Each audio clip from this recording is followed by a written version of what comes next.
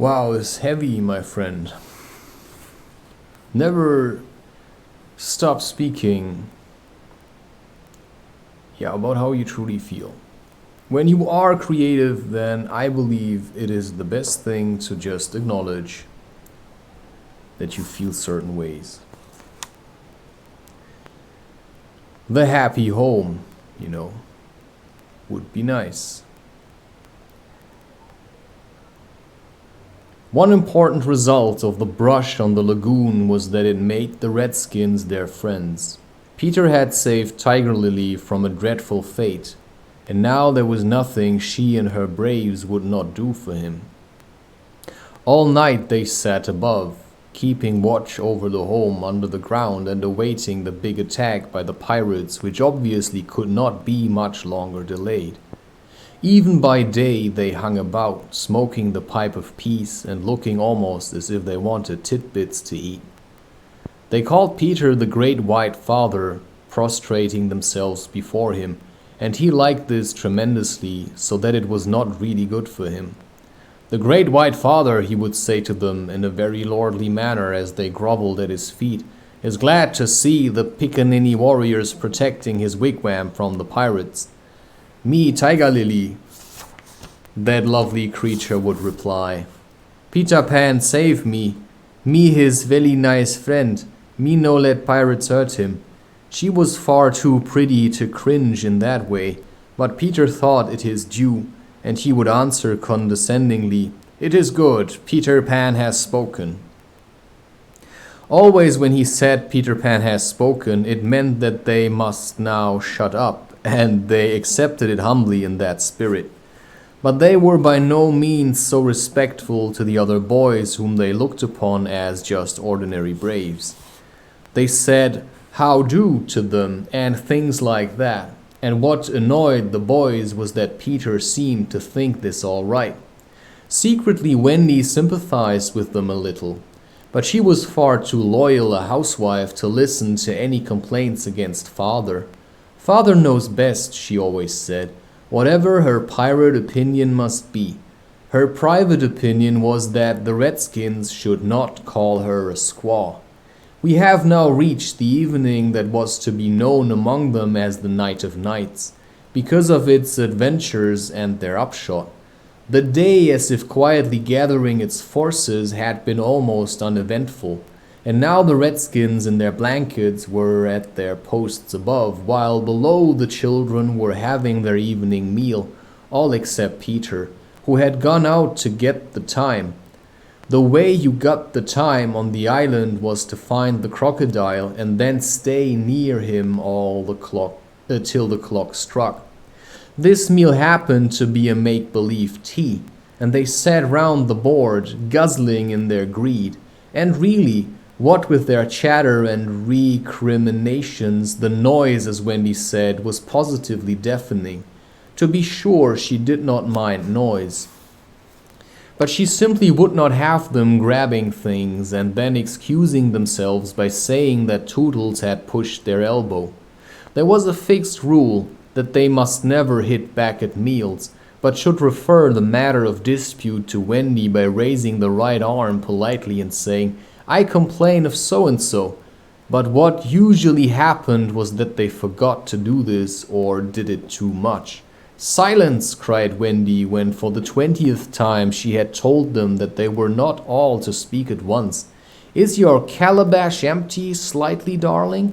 "Not quite empty, Mummy," Slightly said after looking into an imaginary mug. "He hasn't even begun to drink his milk," Nibs interposed. This was telling, and Slightly seized his chance. "I complain of Nibs," he cried promptly. John, however, had held up his hand first. "Well, John, may I sit in Peter's chair as he is not here?" "Sit in Father's chair, John." Wendy was scandalized. "Certainly not. He is not really our father," John answered. "He didn't even know how a father does till I showed him." This was grumbling. "We complain of John," cried the twins. "You see, there's no way a father does. There's you growing up into a man and then expressing yourself in such a way that you believe to be, yourself. And then your children can learn from this, which is why fathering children at the age of 20 is far too early.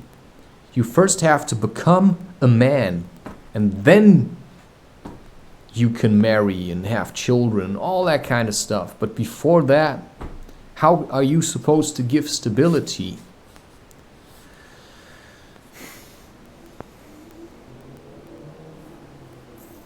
And that's, of course, what this society is also using. Your insecurity is then being replaced by, we will give you security so you can, just make merry, have lots of children so we can, abuse them and suck them dry for the rest of their lives, just as we did with your parents already. So I've seen this with my parents, how, society just uses people's trauma to extract energy from them, to say like, here, take this, run away from how you feel. I say, hey, I'd rather confront how I feel. And that's a tough choice. Silence, cried Wendy. Not quite empty, Mummy slightly said after looking into an imaginary mug. He hasn't even begun to drink his milk, Nips interposed. This was telling and slightly seized his chance. I complain of Nips, he cried promptly. John, however, had held up his hand first. Well, John, may I sit in Peter's chair as he is not here? Sit in Father's chair, John. Wendy was scandalized. Certainly not. He is not really our father, John answered. He didn't even know how a father does till I showed him. This was grumbling. We complain of John, cried the twins. Tootles held up his hand. He was so much the humblest of them. And indeed, he was the only humble one, that Wendy was specially gentle with him. I don't suppose, Tootles said diffidently, that I could be father. No, Tootles. Once Tootles began, which was not very often, he had a silly way of going on. As I can't be father, he said heavily, I don't suppose, Michael, you would let me baby. No, I won't, Michael rapped out. He was already in his basket. As I can't be baby, Tootles said, getting heavier and heavier, do you think I could be a twin? No, indeed, replied the twins. It's awfully difficult to be a twin. As I can't be anything important, said Tootles, would any of you like to see me do a trick? No, they all replied. Then at last he stopped. I hadn't really any hope, he said. The hateful telling broke out again, slightly as coughing on the table. The twins began with mammy apples. Curly is taking both tapper rolls and yams. Nibs is speaking with his mouth full. I complain of the twins. I complain of Curly. I complain of Nibs. Oh dear, cried Wendy. I'm sure I sometimes think that children are more trouble than they are worth. She told them to clear away and sat down to her work basket, a heavy load of stockings and every knee with a hole in it as usual. Wendy, remonstrated Michael, I'm too big for a cradle. I must have somebody in a cradle, she said, almost tartly, and you are the littlest. A cradle is such a nice homely thing to have about a house. You see, so make-believe, doing anything, probably comes at the cost, of growing up. Because you only pretend to do something. Which is why governments only pretend to take care of you, but they just want to get your money, which is your life's energy, which you waste on stuff that you don't need. Often people just throw away stuff. This microphone already fell. It has kind of a loose contact, but if you know just how to do it, it works out. Sometimes electronics just break, but sometimes you can also keep them working for a long time. Once Tootle began, which was not very often, I know I already was there. I'm just reading this off now. I must have somebody in a cradle, she said. Yeah, okay. While she sewed, they played around her. Such a group of, you cannot, as a child, have the capacity to focus intently for hours and keep sewing, especially if it's make-believe. So you can pretend to be sewing or sewing or whatever, but it's not going to be the same thing. Because a mother that really had children and grew in the process of having them will sew or sew or crochet. She will do it while holding up consciousness. So the sewing is her method to be in the present moment and keep the dream from becoming corrupt. So it's a sign of strength, you know. And everyone who smiles about it or laughs at it is just a weakling. While she sewed, they played around her, such a group of happy faces and dancing limbs lit up by that romantic fire. It had become a very familiar scene, this in the home under the ground, but we are looking on it for the last time. There was a step above, and Wendy, you may be sure, was the first to recognize it. "Children, I hear your father's step. He likes you to meet him at the door." Above, the redskins crouched before Peter. "Watch well, braves, I have spoken." And then, as so often before, the gay children dragged him from his tree. As so often before, but never again. He had brought nuts for the boys as well as the correct time for Wendy. "Peter, you just spoil them, you know," Wendy simpered. "Ah, old lady," said Peter, hanging up his gun. "It was me told him mothers are called old ladies." Michael whispered to Curly. "I complain of Michael," said Curly instantly. The first twin came to Peter. "Father, we want to dance." "Dance away, my little man," said Peter, who was in high good humor. "But we want you to dance." Peter was really the best dancer among them, but he pretended to be scandalized. "Me? My old bones would rattle." "And Mummy too." "What?" cried Wendy, "the mother of such an armful dance?" "But on a Saturday night," slightly insinuated. It was not really Saturday night, at least it may have been, for they had long lost count of the days, but always if they wanted to do anything special they said this was Saturday night, and then they did it. "Of course it is Saturday night, Peter," Wendy said, relenting. "People of our figure, Wendy." "But it is only among... Yeah, in my mind I'm just planning out meals." Jeez, this cannot be what I have to do. I'm supposed to be cleaning. I'm supposed to be cleaning. Is this a trap? Am I being misguided? Is this punishment? Have I misbehaved? This cannot be what I'm really doing. I wanted to write books.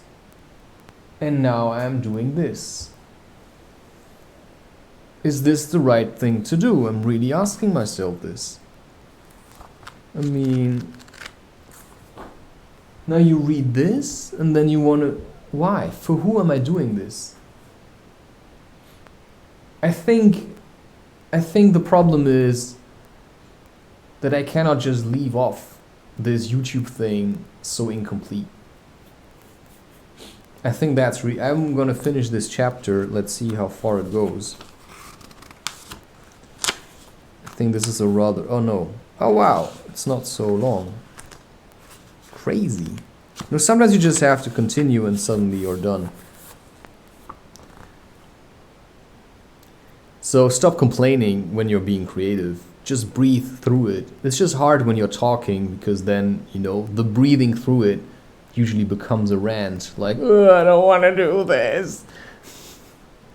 Yeah, I feel like this all the time. It was not, you know, so in the recent song I said, no, yeah, okay, I'm alive, I'm doing this, but I also don't like it. You know, I can't help it. It's just not my idea of a good life. It's just what I make. You know, it's just like, that's the best thing I can do at the moment. But it's not like I really like this. I support what's screwing up the environment, you know, server space. I mean, servers screw up the environment, but what's it matter? I mean, there are so many of them. I'm just one more guy. At least I pester people about doing their sadhana. At least I can pester people, to get them to learn to hold focus. That's what I'm doing here. I'm holding focus, but I'm doing also a bad job. I know I'm mixing in myself. This is truly me. The one that's complaining, that's truly me. That's like, what am I doing here? This is so useless. Yeah, all content creation is in a sense useless. And I have literally watched YouTube creators. Also in interviews and stuff, they're all empty and dead. But it's just the best thing they could come up with. Because the alternative is living on the streets or doing some other dead-end job. So this is clearly better than anything else, but it's still a trap, which is why you have to continue to liberate yourself until you're free. So this is what I'm doing to liberate myself, and I still continue to pester you with doing your job. What's your job? Well, figure it out. I'm giving you a spanking because that's what you need. You need to wake up. You have to pick up where your ancestors left off, and then you have to do a better job than your parents. So it's no use complaining about them because they had a tough childhood themselves. And they never got to the place where they could have been creative. You can be. Because you're listening to me and I'm telling you, you can be creative. So be creative, but make it tough. Make it hard to follow. Be smart about it. Keep building it up. Do not let the idea of fame get to your head and define you. You're doing this because everything else was just to you a real death trap. You're gonna die, trust me on that one. You're gonna die, but make it worthwhile. If this helps me today to stand here and hold my ground against the darkness, then I'll do it. If this, as meaningless as it seems, can help me to transcend and work towards a future, where it's all rainbows and butterflies, so I can escape this seclusion of this weird city life, I'll do it. But it may take 20 years, 15, it may take a long time. And that's what you gotta understand. Nobody will be free just like this. You gotta really work hard to realize whatever you have in your mind. Your manifestation isn't just about, I just stopped masturbating and suddenly it happened. No, it isn't. Because look what happened to Osho. He was walking around with his hands, like the palms of his hands touching in the middle. It's like, I'm holding consciousness. For how long did he manage? His commune never worked out. They were all corrupt. I watched documentaries about this. Reports of people where they said, well, I didn't really feel safe there. It was really toxic. Yeah. No shit. The guy was probably high on opium or something. He clearly didn't.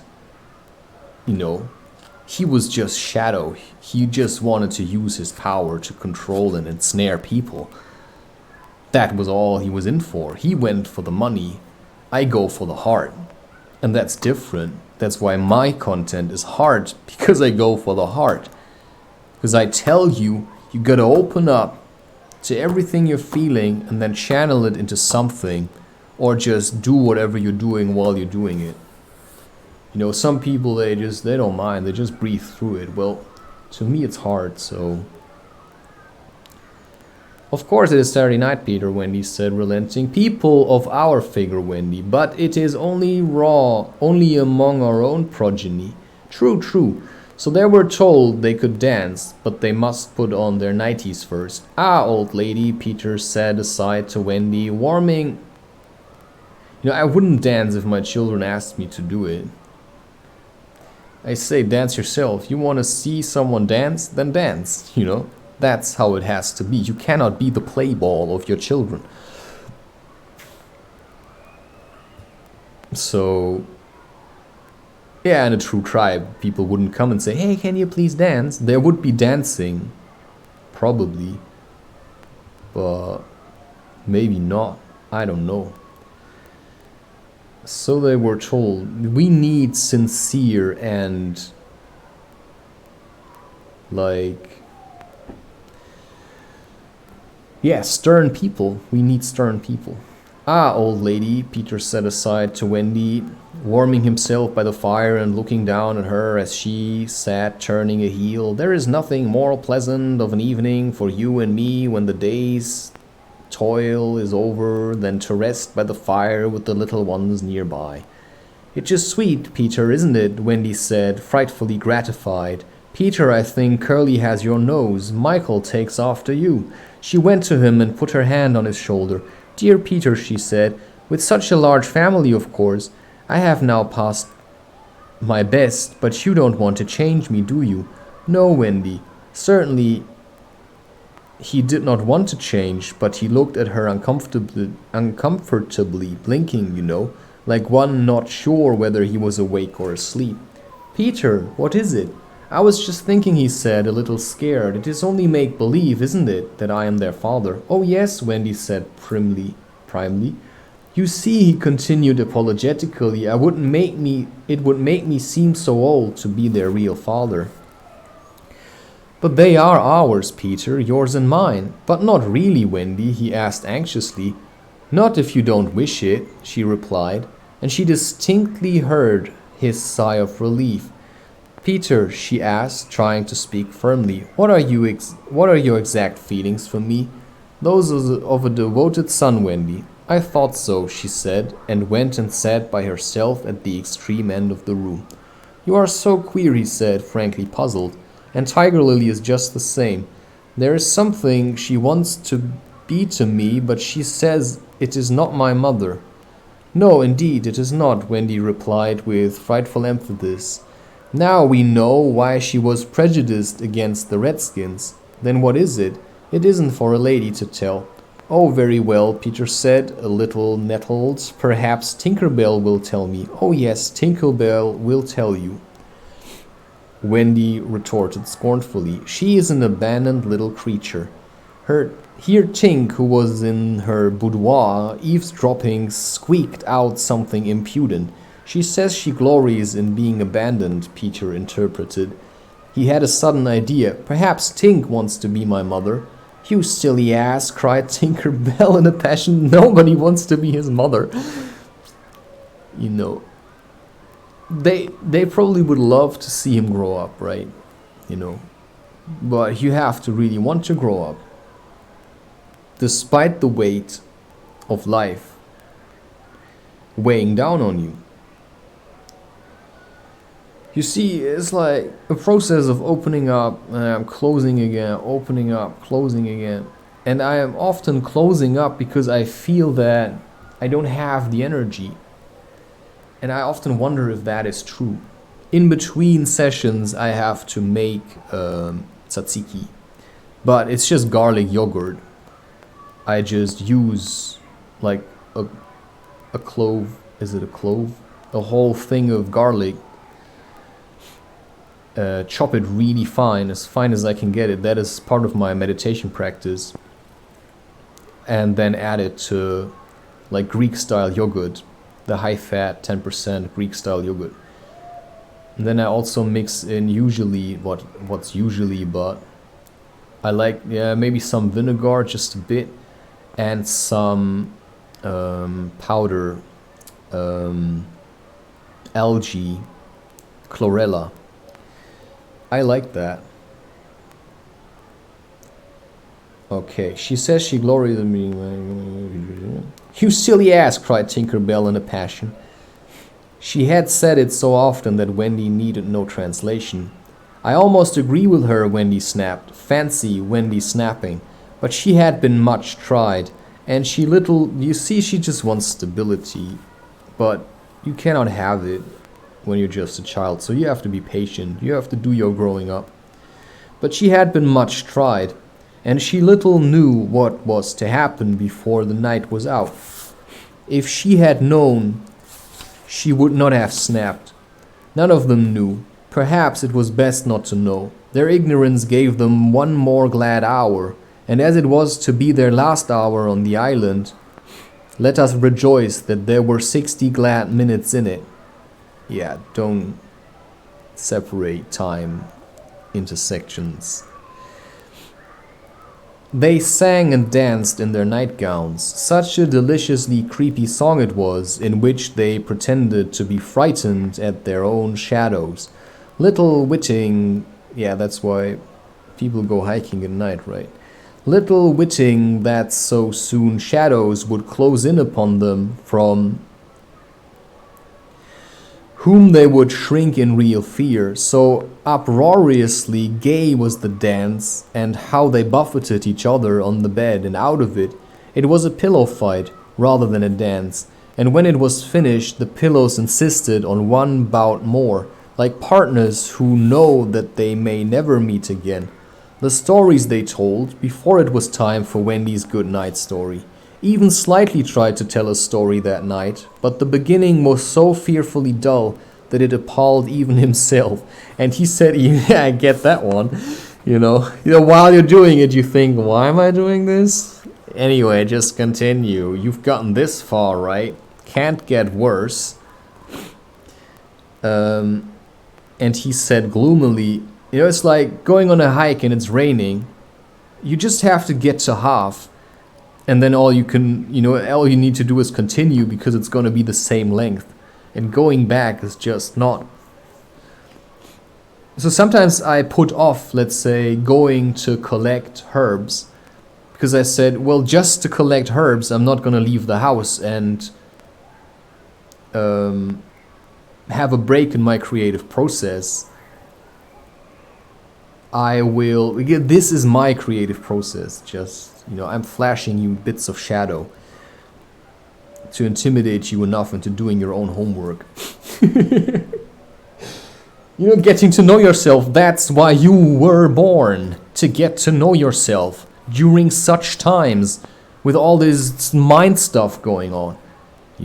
We have all this knowledge, use it, read books to understand what's going on, and then work yourself away from a toxic life.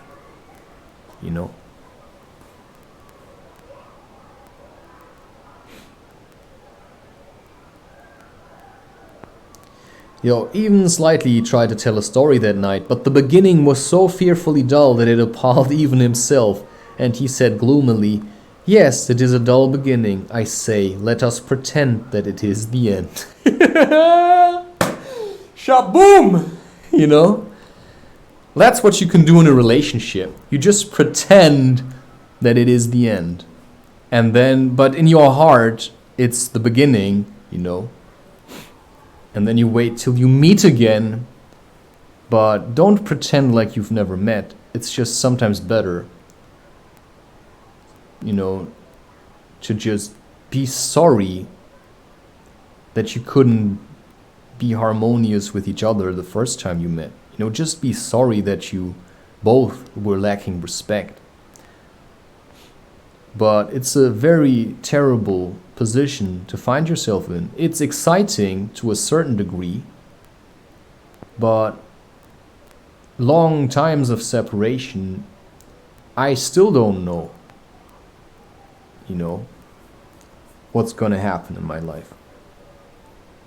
So I know my hair is growing, but other than that, I know what my next meal's gonna be like. But sometimes I wake up and suddenly I start recording for YouTube and I'm like, what? Why? I thought it was the end and now it starts again? Maybe you're being prepared to stand tall. So maybe one day you'll stand on a stage and say, I've told you all. Now suffer the consequence. And then, at last, they all got into bed for Wendy's story. The story they loved best. The story Peter hated. Usually when she began to tell this story, he left the room or put his hands over his ears. And possibly if he had done either of those things, this time they might all still be on the island. But tonight he remained on his stool, and we shall see what happened. Okay. Still roughly 60 something, 70 pages left. Oh my god, you just wish there'd be images in here, but there are none. If there'd be images, I'd have less to read, you know. What a pity. Anyway, be grateful that you can do this. It just seems so ridiculous to do it, but sometimes requests come through the mind.